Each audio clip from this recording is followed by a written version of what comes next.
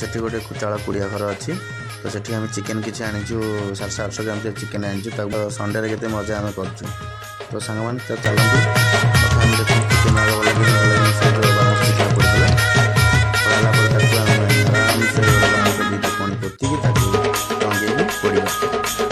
ତ ଧୀରେ ଧୀରେ ନିଆଁଟା ଜଳୁଥିବ ଚିକେନ୍ ଆସ୍ତେ ଆସ୍ତେ ପୋଡ଼ି ହେବ। ଯେତେ ଚିକେନ୍ ପୋଡ଼ି ଆସୁଥିବ ଆପଣଙ୍କ ପାଟିରୁ ଲାଳ ବାହାରି ଆସିବ। ତ ସେମାନେ ଦେଖନ୍ତୁ ଚିକେନ୍ ଆସ୍ତେ ଆସ୍ତେ ସିଝିବାରେ ଲାଗିଛି।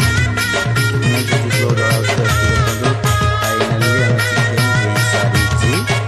ତ ତାକୁ ଆମେ ଏବେ ସର୍ଭ କରିବା ନିଜ ପ୍ଲେଟ୍।